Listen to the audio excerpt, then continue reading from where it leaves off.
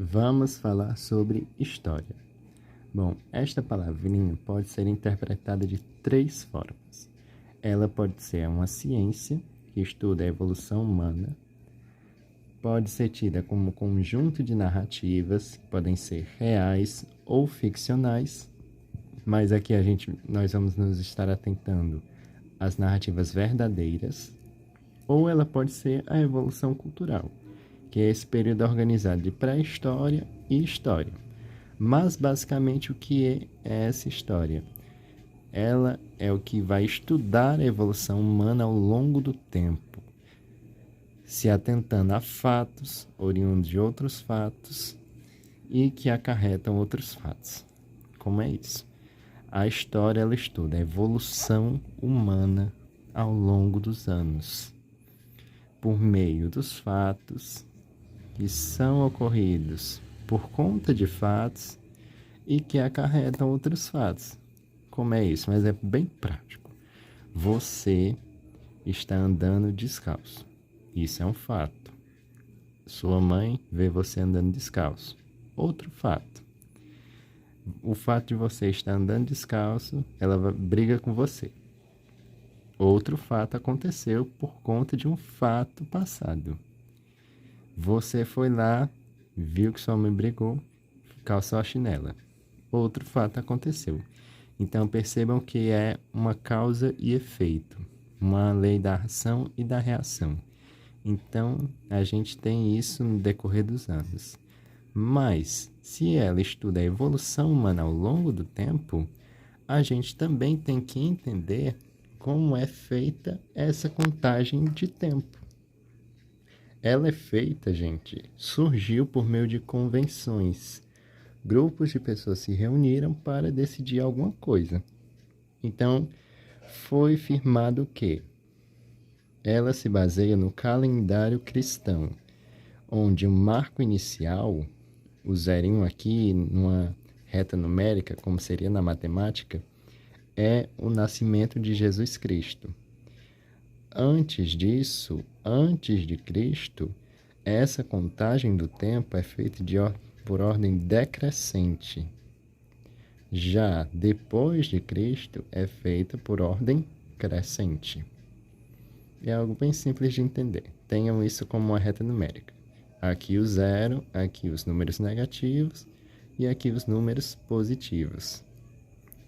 Então, essa organização dos anos é feita como?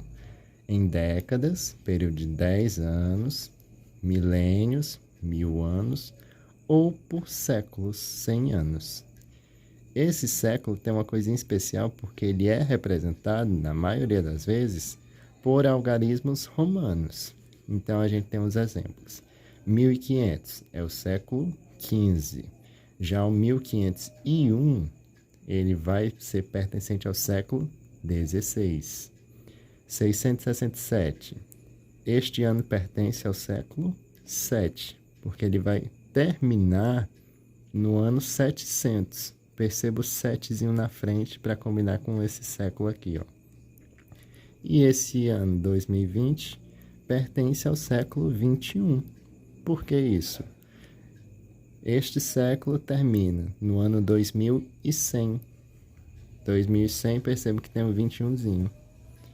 Então, percebam que algumas pessoas se confundem nessa questão, porque pode pensar que o século 2020 é do século 20, mas percebam, como por exemplo, aqui nessa divisão, temos o ano zero. Esse ano zero vai terminar aonde? Com base na formação dos séculos, no ano 100. Ou seja, este aqui é o período do século I.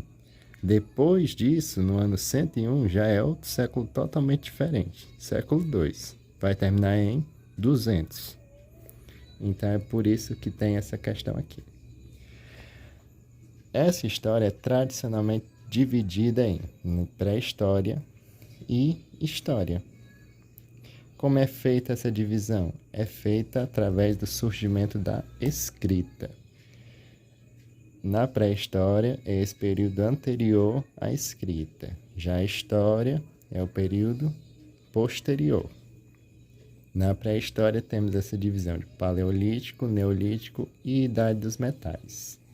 Vamos ter mais vídeos específicos sobre isso, tá bom? E na história a gente tem a Idade Antiga, Média, Moderna e Contemporânea, que é a que estamos vivenciando hoje.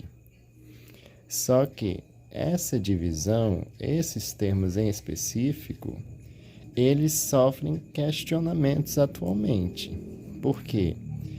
É considerado que, quando a gente usa esse termo pré-história e história, nós estamos considerando que apenas os povos dotados de escrita são capazes de produzir história, quando, na verdade, antes da escrita, grandes civilizações fizeram história.